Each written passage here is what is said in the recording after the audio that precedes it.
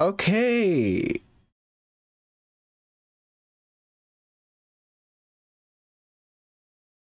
What is up, everyone? It is AnimeALX back again with Pokemon Unite tier list. I believe this is going to be my first ever Pokemon Unite tier list that I'm going to post on YouTube. So I hope all you fabulous weebs and weebettes will enjoy the content. So be sure to leave a like, comment, subscribe, and share this video. I've actually been seeing a lot of tier lists lately due to the Sylveon nerfs that just happened. And man, for a lot of it, I just disagree with a lot of people's tier lists. I think they're just terrible, to be honest, and not very informative, because they're missing out a large reason why certain Pokemon are really good and why some of them are pretty bad. And I just baffles me. And I'm not going to say any names because I do respect the people who make those tier lists, but I feel like they are very misguided tier lists. For this tier list, don't take my tier list as per verbatim, because obviously I can mess some stuff up and mess up the placings. I might not know what's going on or what kind of game breaking things are happening. So I might make an edit to the tier list in a later video, but I would like to please just say don't go out and trying to basically make this tier list for verbatim. This is basically going to be a combination of tier lists that I have seen before, people who are using it in tournaments, mainly taking Crashy's open tournament for example, as a reference, and what I see in my Ultra / Masters gameplay, because I think it's really important taking a look at who is using what at a top level,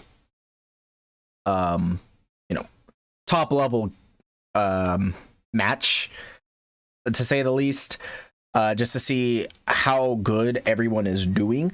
Let me introduce the ranks. We have double S tier, which stands for just broken.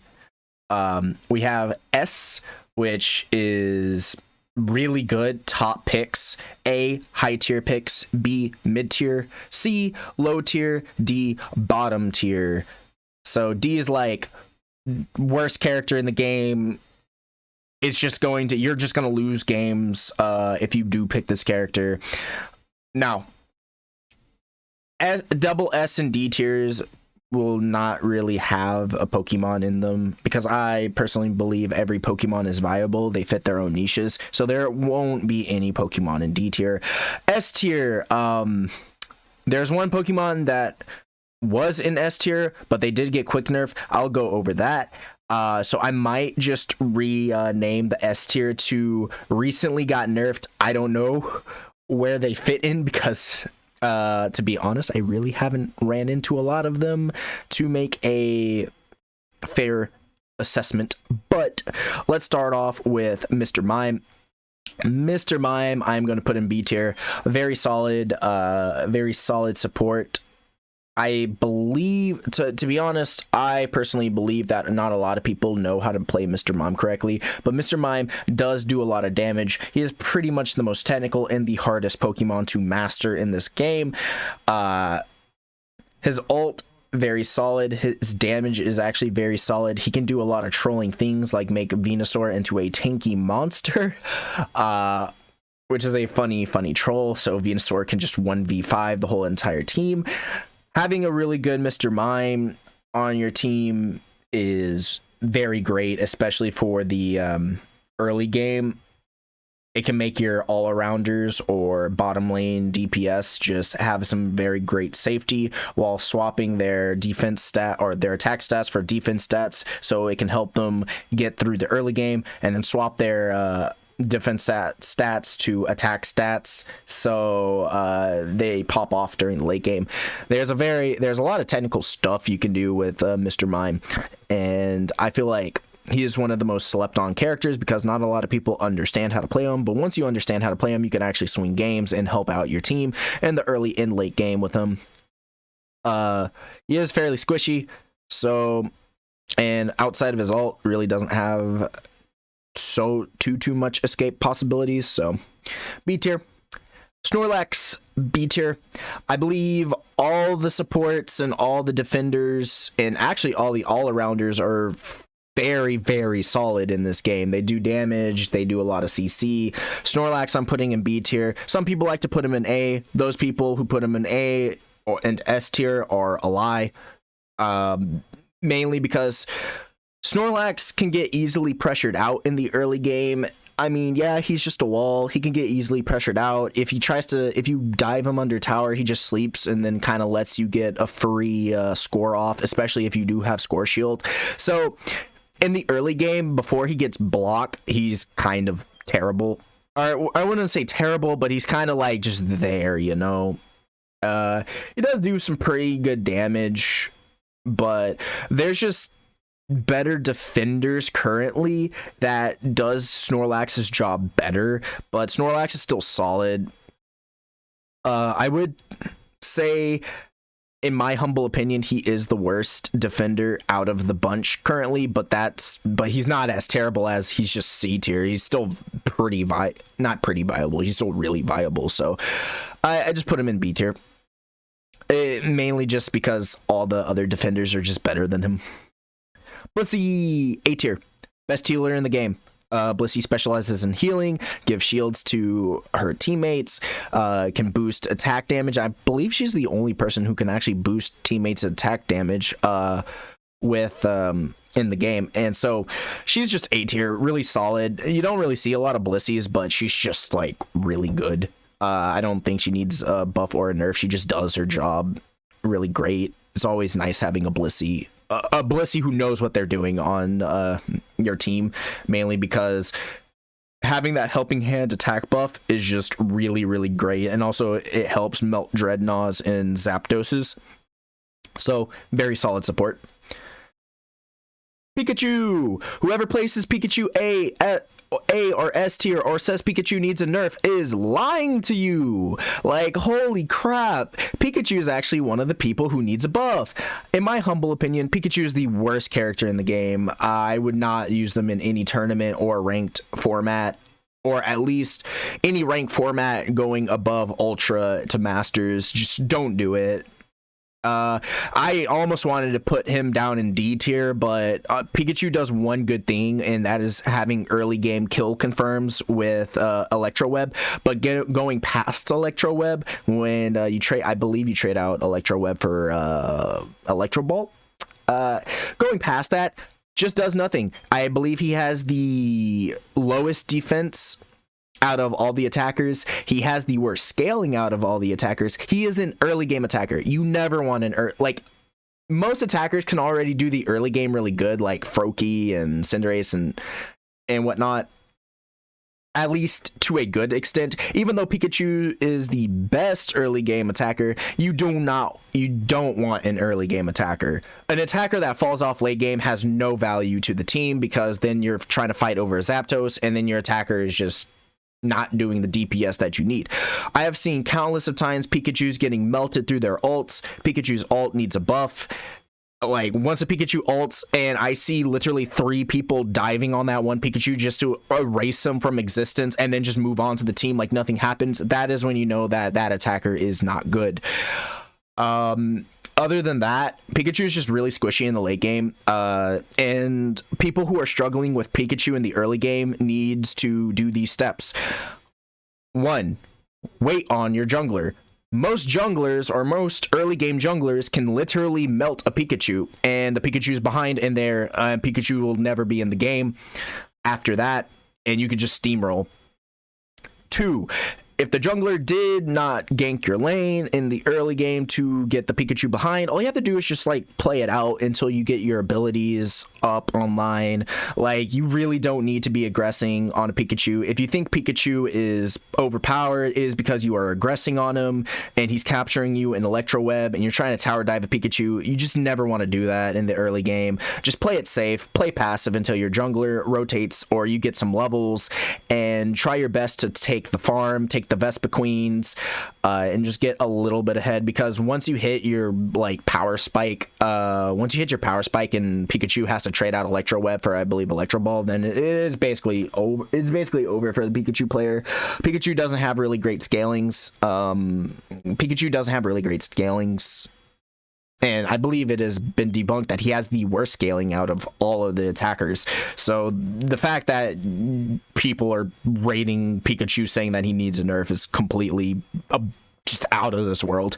If anything, he needs a buff to his ultimate, so he can actually have some late game potential, as an attacker should. But yeah, that is my spiel of Pikachu.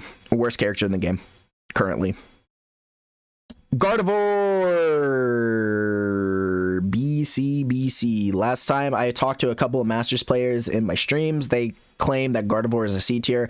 I'm gonna put Gardevoir in B tier as the benefit of the doubt. The reason why Gardevoir is B tier is basically because the early game and the mid game, like her first two evolution stages, very, very terrible. Like, she can get pressured out, she can get completely just deleted by the jungler very hard, but once she hits that Gardevoir stage, that Size Shock is doing so much damage. She her ult is just really good and just can basically win team fight, because it makes people's escapes literally like she can silence people's escapes and can score up like multi-kills like no other, because that black hole ability, or her black hole ultimate, is way too good.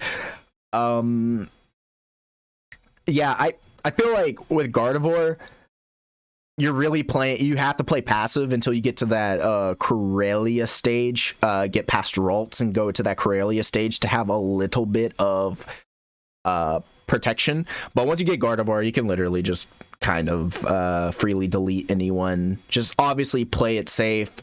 Size Shock from afar, it can deal like almost half health to any squishy. Her ult, make sure you are ulting correctly in team fights to capture at least 2 to 3 people, and you can win a team fight with Gardevoir. Really great Pokemon. You just have to play very, very passive in the early game. But yeah, B tier. Absol, my main man, Absol, my main, B tier. Why? Because even though Absol can do a lot of damage early game, he does fall off. If anyone is putting Absol into A or S and saying Absol needs a nerf, they are just new to the game. Like, they just don't know how to counter Absol. The quickest way to counter Absol is either a Zeraora, or if you don't have a Zeraora, you just group up, and then if Absol dives in, you just blow up Absol. Incredibly squishy. His ult is on too long of a cooldown. They really do need to take off 5 to 10 seconds off of his ult, just so he can have some form of end game. He's solid. A Razor Claw does make him a better Pokemon. It brings him out of that C tier into that B tier. But other than that, there's just better junglers that just does his job better. I do love Absol. I'm not trying to like crap on him or anything like that, just to be all like, oh, please don't nerf my boy. But it's true. It's all truth. If you are struggling with Absol, all you have to do is just group up. Absol is really good at picking off people, picking off stragglers that are trying to run away from him. You just never want to run away from an Absol. He's just kind of one of those people that you have to turn and fight. But he can pick off stragglers. He can 1v1 you, but in team fights, that's kind of where he lacks. His ult isn't all that great. It's on a long cooldown time. And you know what's the worst part about his ult? People literally, like, when you see an Absol ulting, you just kind of walk out of the ult and just kind of walk away from him. But, yeah. That's all I got to say about Absol.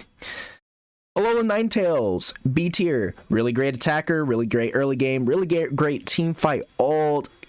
The ult is really great for secure. It can do some really good burst damage with Dazzling Gleam. You can actually pseudo tank. You can actually make Alolan Ninetails into a pseudo tank, especially with Aurora Veil, giving her an increased tankiness. The only problem with Alolan Ninetails is that she doesn't have an escape. So you kind of have to deal with that.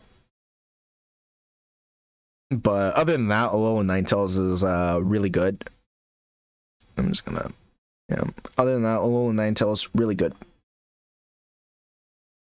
Venusaur, our first S tier, best attacker in the game, can 1v5 people. Giga Drain's really powerful. Petal Dance is really powerful. He's one of the fastest characters in the game when he pulls out Petal Dance, and the fact that Petal Dance goes on cooldown once you use Petal Dance, so which is very stupid because it leaves, I believe, a 2-second window before you can use the next Petal Dance, is basically why Venusaur is broken. It's just he needs an immediate nerf, and I'm gonna reserve S tier for the best people in that class. I am going to just basically change SS tier to recently nerfed. I'm just gonna change SS tier to recently nerfed, and so I really don't know where to put them in this list. I need to see where they fall into, but that is basically what SS tier is. Wigglytuff, S tier. Best support in the game still, even despite the nerfs. Reason why is because her sleep actually reprocs. So if you guys know, Yawn and Wigglytuff's seeing abilities got nerfed to where an attack will wake a person up. Now, it affects Snorlax the most because Snorlax has to do a line ability to yawn you to sleep, and then one attack wakes you up, and then you're good to go. Wigglytuff's Sing is an AoE ability that speeds her up and actually lasts longer. So when you wake up from the sleep from one attack, you go back to sleep because it reprocs itself for I don't know why. So you keep on just in a state of sleeping, waking up because they attack you, to going back to sleep, to waking up again, and you're just trying to get away from Wigglytuff, but you're just in a perpetual like sleep lock. Like, it is very annoying. It's honestly very annoying, and they need to fix it to where you can't get put back to sleep if you're already put to sleep by her AoE ability. Her early game actually is very good. Ultimate, very good. But you're mainly playing her for that sleep control, because it's basically the best CC you can ever have in the game. It's an AoE, and you can swing team fights just by putting the whole entire team to sleep, and you can actually cancel out Cinderace ult, and she is basically the #1 Cinderace ruiner, like Cinderace counter in the game. So it's best support, just best support hands down. By the way, never pick rollout. If you're picking rollout, you are actually throwing the game just because of how overpowered Sing is. So please, Wigglytuff players, don't pick rollout. At least in your ranked games. Do that in your like quick games and just casuals if you want to have fun. Garchomp, A tier. If you are putting Garchomp any tier below A, you are either 1, living in the past where Garchomp was like B tier, B or C tier, or 2, you've never met a good Garchomp player. Garchomp can actually single-handedly win the games by himself as a Garchomp player. His ult is very good at team fighting and can literally land him so many multi-kills. He can burn Zapdos, he can burn Dreadnought by himself. Dragon Rush into Dragon Claw combo is really good. Dig into Earthquake, Jungle Garchomp is really good. The only thing that he struggles in is kind of his early game, but since they buffed his defense, he's been having a nice time surviving in the early game. Obviously, you don't want to like aggress hard with Garchomp, which I feel like people who put Garchomp in B and C tier and stuff, they like to aggress a lot with Chomp when you're not supposed to as a Gible. Like, you're not supposed to aggress with Gible.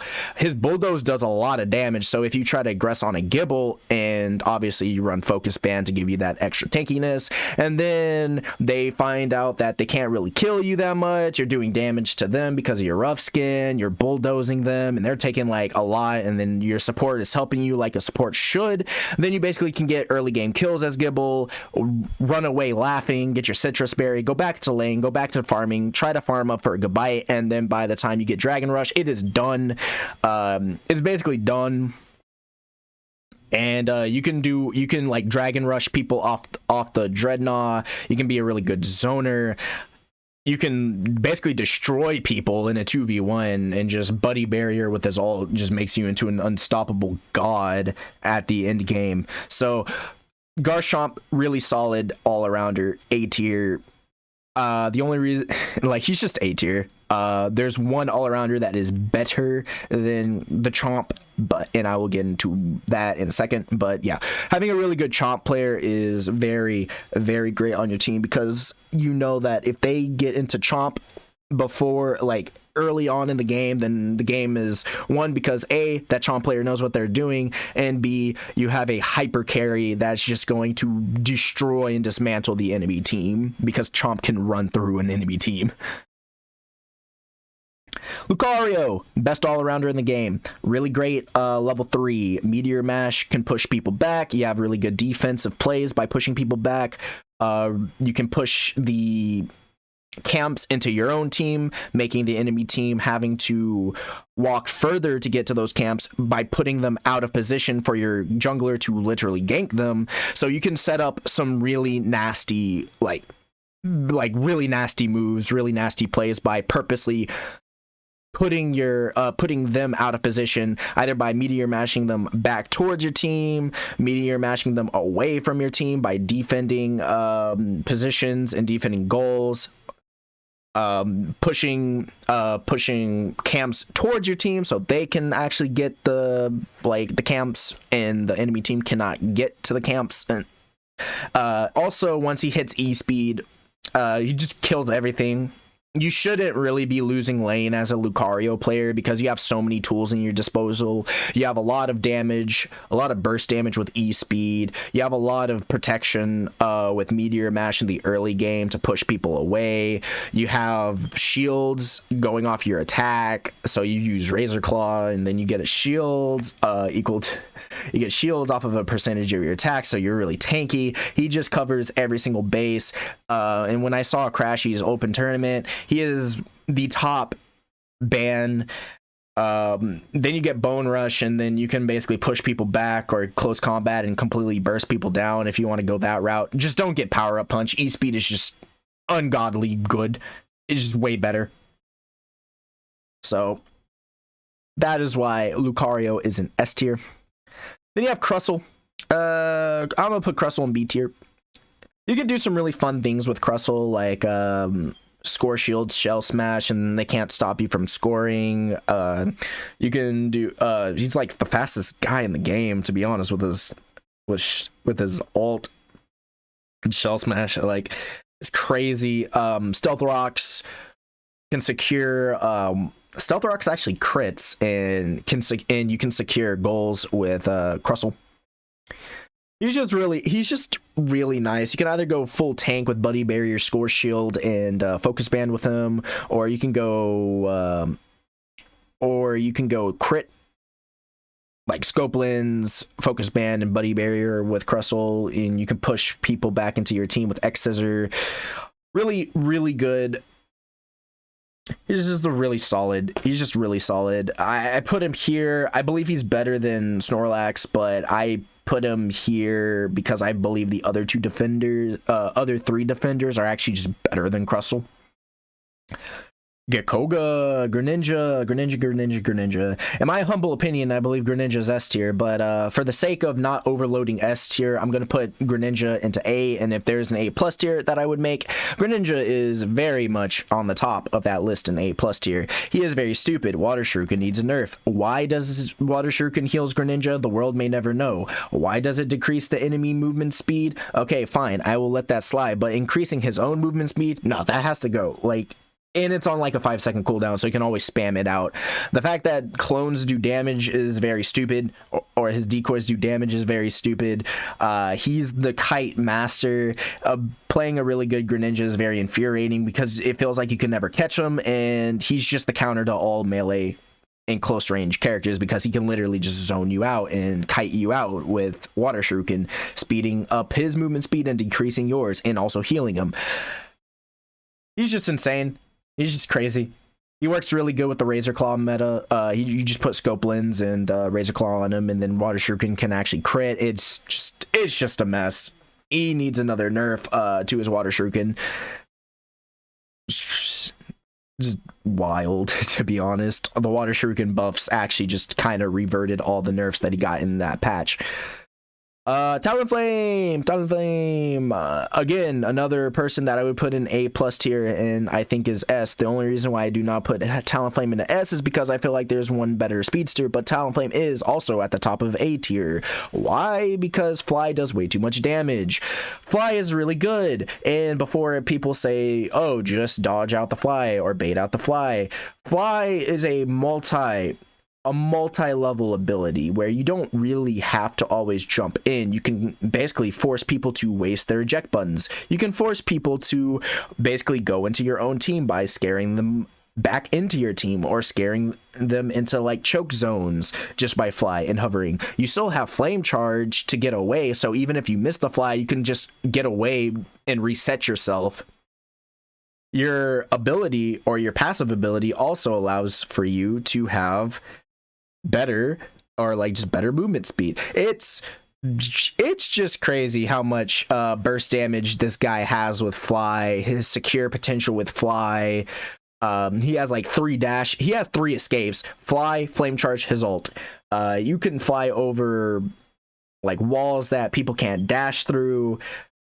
It's just insane. A good Talonflame player is always abusing Fly, can never be caught, because Fly, you cannot interrupt people with Fly, and I do believe Fly needs a nerf or a rework because it's doing way too much damage. You can't interrupt people, and you can't zone them out. Like with Absol, you can zone out an Absol trying to pursue or just blow them up. You can't do that with a flying Talonflame because he just flies in, and so your only choice is to try to blow him up. But if he ults you, then he flew in, he ults you, he gets buddy barrier, he pieces out, he uses flame charging, pieces out, and if you try to catch him, he just has that eject button in that passive that just makes him go like away. So he's like the best character to actually steal objectives, which I think he's just annoying for that. But he also can burst down and just kill any squishy from half. So yeah, Talonflame is one of those characters that just needs an immediate nerf currently. But I don't think he's as crazy but I think he's just a hair slightly worse than the next speedster that we will get into. Spoiler alert. Machamp. I'm putting Machamp into B tier. I think Machamp's solid. Submission back into team is very strong, and I feel like people sleep on it. If you're disrespecting Machamp, then just stop it. I know some people put him down to C tier. I don't believe he's a C tier level character. I do believe he is B tier. I've seen good Machamps. I've seen what they do. I just think Machamp's player base is just too low, so you don't really see a lot of the good Machamp players, but trust me, they're there. Machamp has really good team fight potential, so that's why I'm just going to give him the benefit of the doubt and not put him in C. I will agree that Machop and Machoke stages are kind of awkward, but Machamp, really great zoner with close combat and his ult, and just really good team fighter with submission. Just don't get dynamic punch. Charizard, B tier. A lot of Charmander players do not know how to play Charizard. Charmander should always be playing passive. When you're using Fire Blast, stay in the ring. Fight in the ring. Do not fight outside of the ring. That is one way to score early game kills, because a lot of people like to fight the Charmander inside the Fire Blast ring. For what reason, I do not know. Obviously, once you get a Charmeleon, you can let loose a little bit, but your end goal is much like the Garchomp player getting to Charizard. You can take a person out of the team fight with your ult and seismic toss. You have so much movement speed by flamethrowing, and you're just insane. You're just kind of insane with that flamethrower, but just always play it safe. Try to grind out to getting Charizard. He is a very, and I mean a very annoying Pokemon to deal with once he's Charizard. Zeraora. Zero Aura, best speedster in the game. Why? You can discharge is the reason why. He can basically 1v3 people, 1v5 the whole team, steal objectives with discharge, melt objectives with discharge, pop in and out with spark. You can also volt switch if you're doing like laning, score shield. Zero Aura and volt switch is really good. The only wild charge is also really good. It's just discharge is just way better, and his ult is basically the reason why he's just so broken. I don't know why they gave him like an ult that strong. I do say that Zero Aura is kind of like the inverse of Pikachu, as in he needs a nerf to his late game and his ult, but his early game kind of needs a buff, because it makes zero sense why you're making a late game speedsters when the speedsters are to apply early game pressure to get your team to the late game. So having a late game speedster is just kind of very counterintuitive. Slash is kind of a whatever move. A lot of people dash out of slash and whatnot, so you're really just trying to grind up for spark. And you get your ult at level 10, but your ult is amazingly strong. He has really good Zapdos secure, really good Dreadnought secure. He's actually the number 2 banned Pokemon in tournaments next to Lucario, so it's just really good S tier Pokemon. Slowbro! I'm putting Slowbro in A tier. Why? Because I feel like Slowbro is solid. He has defenses. He can take people out the fight with telekinesis and his ult. Really good disruption with Surf. Really great zoner. I feel like he's just in a really solid spot. And I feel like he's the second best defender in the game. It's just not a lot of people know how to use Slowbro, and one of the good things about Slowbro is Water Gun can secure that middle camp, that middle Corphish or Audino before that your enemy team comes in if you're fast enough. So don't sleep on a Slowbro player. Really solid. Cinderace, A tier. I feel like Cinderace is next to Venusaur. Really strong. It's just that Cinderace can get CC'd out of the ult. Why, the world may never know, but I do feel like Cinderace's buffs need to be reverted, because I feel like he was in a good spot before he got all these series buffs. Pyro Ball does a lot of damage. You could spam Pyro Ball out a lot because it's on a 5-second cooldown. He attacks really fast, and he's just really, really solid. Obviously, he kind of has a slow start to him, so you're kind of grinding a little bit more just to get Pyro Ball to level 7 instead of level 5, but you know, is a great character. I don't know whether if I would call him second best attacker or third best attacker when we get into the next 2 attackers, but but he's just still solid. Top of A tier. He needs a buff into Nerf. So Eldegas, B tier. Eldegas is solid. I think Blissey just does Eldegas's job a little bit better. You can speed up your team with movement speed buffs, apply shields with Con Guard, heal people. Very solid. And your ult is really great for taking yourself out of the battle.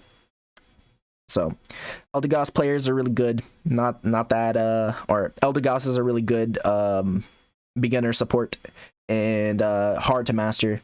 It's just a really good solid Pokemon all over, so nothing really much to say. Cramorant, B tier. Ever since they nerfed Cramorant's Whirlpool, his early game clearing potential is kind of iffy. His ult is really good though. You know, Surf, he's just a solid attacker. Nothing really special. The Cramorant player base did kind of fall off after his nerfs, just because the nerf to his Whirlpool kind of slows him down, but it's kind of whatever. Gengar, C tier. Reason why is Gengar is just the worst speedster, mainly because he cannot abuse Razor Claw. You can still pop off with Gengar. It's just Razor Claw is just a really strong item. So that's basically why Gengar is put into C tier. There's really nothing much to say. Also, Hex, Will-O-Wisp Hex, his best combo did get nerfed, so that's also a reason. You just have to be really far ahead just to like do a lot of work with Gengar, compared to like Absol, Talonflame, and Zeraora, and then other like attackers that you do slash all arounders that you go in jungle for. Blastoise, best character or best defender in the game, literally does way too much damage, needs an immediate nerf. He's just crazy. Also, but he's just really crazy right now. He needs an immediate nerf currently. His ult does way too much damage, is way too big, gives him shields, and that stacks on top of Buddy Barrier. He has way too much movement, and he has CC immunity with Rapid Spin. Water Spout does way too much damage while pushing people back. Same with Surf. He's just nutty, and his passive is very broken, and how he could just auto attack and not even have to hit anything just to reduce his cooldowns. Mammal Swine, A tier. A lot of people complain about Mammal Swine being like slow and not doing that much damage, but that's not where he shines. He shines by being a very tanky and nuisance that has really great CC and can win you the early game engagement. In early game, it feels like you cannot kill him because of his passive. He has really, really great defense. So I feel like he's A tier, at least third best Pokemon or defender in the game. Still really solid. Don't sleep on Mammal Swine because they can just CC you all to heck and back, especially with another support or defender.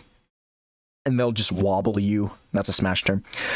And then for our final Pokemon, Sylveon. Recently nerfed. Before, Sylveon was double S tier, just broken. Hyper Voice did way too much damage. Mystical Fire also did way too much damage for being an aimbot.